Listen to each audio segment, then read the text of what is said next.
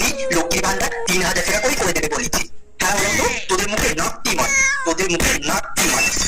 দিদি 1500 টাকা করে দিচ্ছে, সেটাই সন্তুষ্ট।